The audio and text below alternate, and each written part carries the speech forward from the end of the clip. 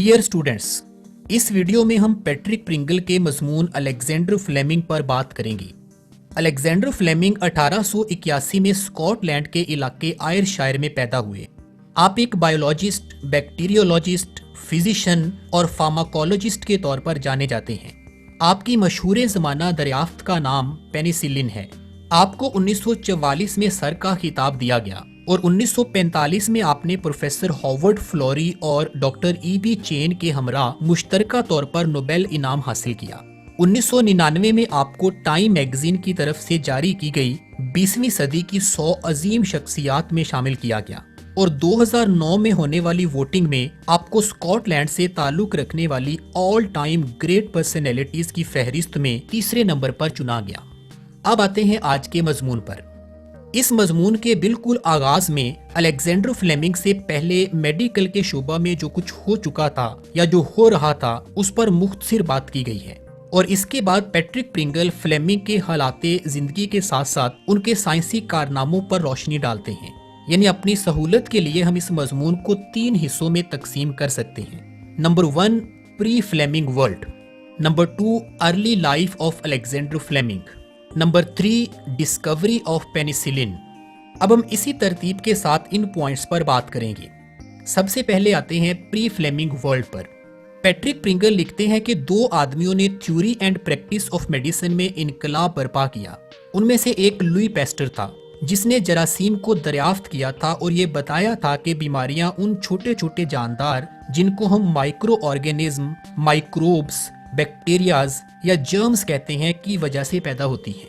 और दूसरे शख्स का नाम जोसेफ लिस्टर था जिसे बाद में लॉर्ड लिस्टर के नाम से पुकारा गया। उसने जरासीम को मारने का सबसे पहला तरीका दरियाफ्त किया था। लुई पैस्टर ने बताया कि जरासीम चूंकि जिंदा जानदार होते हैं लिहाजा इन्हें मारा भी जा सकता है। इन्हें मारने के लिए 2 चीजों का इस्तेमाल किया जा सकता है। एक है हरारत यानी हीट और दूसरी चीज है कोई खास केमिकल जिसे हम एंटीसेप्टिक यानी जरासीम कुश दवाई भी कह सकते हैं। जैसे कि कार्बोलिक एसिड एक ऐसा केमिकल है जो जरासीम को मारता है और यही वो केमिकल था जिसको लॉर्ड लिस्टर ने सबसे पहले इस्तेमाल किया। लिस्टर से पहले ये होता था कि अक्सर डॉक्टर सर्जरी के दौरान मरीज को जरासीम का शिकार कर देते थे। उनके ऑपरेशन टेबल और सर्जरी के आलात पर मौजूद जरासीम मरीज के खुले हुए जख्मों के जरिए उसके जिस्म के अंदर चले जाते थे। लॉर्ड लिस्टर ने यह किया कि वो किसी भी ऑपरेशन से पहले कार्बोलिक एसिड के जरिए अपने सर्जरी के आलात को जरासीम से पाक करता था। उसने अपने हाथों पर, मरीज की जिल्द पर और हत्ता के ऑपरेशन थिएटर की फिजा में मौजूद जरासीम को मारने के लिए भी कार्बोलिक एसिड का इस्तेमाल शुरू किया।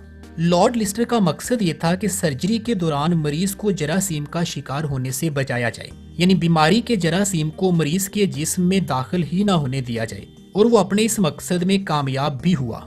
लेकिन वो जरासीम जो मरीज के जख्मों में या उसके जिस्म के अंदर दाखिल हो चुके हों उनको मारना ज्यादा मुश्किल काम था।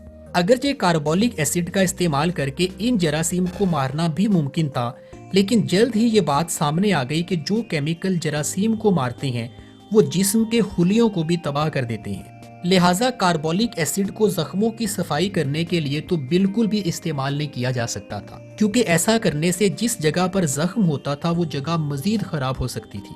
इसके बाद कार्बोलिक एसिड को मरीज के खून में इंजेक्शन के जरिए दाखिल करने का तजुर्बा किया गया, लेकिन ऐसा करने से भी फायदे से ज्यादा नुकसान हुआ, क्योंकि खून में मौजूद तमाम जरासीम को मारने के लिए कार्बोलिक एसिड की इतनी डोज देना पड़ती थी कि इससे मरीज की मौत यकीनी हो जाती थी।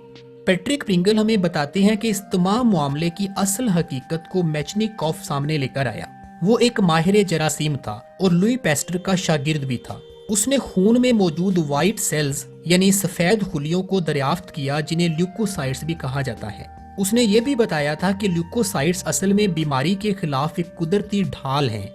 जब जरासीम जिस्म में दाखिल होते हैं तो ये व्हाइट सेल्स एक फौजी लश्कर की तरह उन पर हमला कर देते हैं और मरीज के जिस्म में जरासीम और सफेद खुलियों के दरमियान एक लड़ाई शुरू हो जाती है जो उस वक्त इख्तिताम पजीर होती है जब ये सफेद खुलिये तमाम जरासीम को मार देते हैं। दूसरी सूरत में अगर जरासीम ज्यादा ताकतवर हों तो वो तमाम सफेद खुलियों को तबाह कर देते हैं और इसका नतीजा मरीज की मौत की सूरत में निकलता है।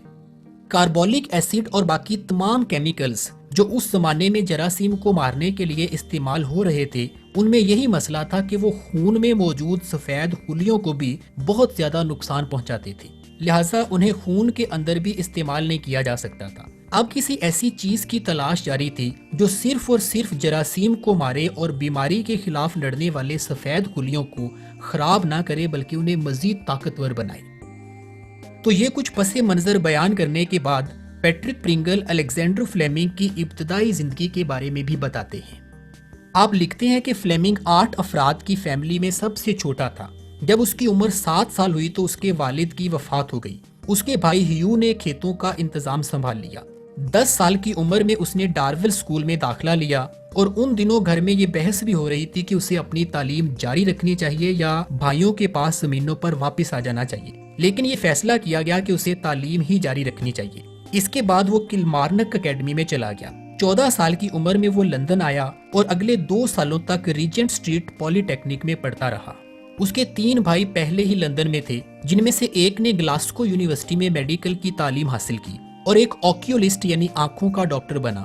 دوسرے 2 بھائی آپٹیشنز یعنی اینک ساز بن گئے۔ ان کی ایک بہن نے اسکاٹ لینڈ میں ایک ڈاکٹر سے شادی کر لی، جبکہ دوسری بہن نے ایک ویٹرنری سرجن یعنی جانوروں کے ڈاکٹر سے شادی کی۔ اگرچہ فلیمنگ اور اس کے بہن بھائی ایک زراعت سے منسلک خاندان میں پیدا ہوئے تھے، لیکن اب اس فیملی کے زیادہ تر افراد میڈیکل کے شعبہ سے وابستہ ہو چکے تھے، اس لیے ان کی فیملی کو میڈیکل فیملی یا ڈاکٹرز فیملی بھی کہا جاتا تھا۔ 16 سال کی عمر میں فلیمنگ نے پولی ٹیکنک کو چھوڑ دیا۔ اس کے پاس تعلیم جاری رکھنے کے لیے پیسے نہیں تھے۔ اس نے لیڈن ہال اسٹریٹ میں جہازوں کی ایک فرم میں بطور کلرک جاب کرنا شروع کر دی۔ اس کمپنی میں اس نے 4 سال تک ملازمت کی۔ 20 سال کی عمر میں اسے وراثت میں سے ایک حصہ ملا۔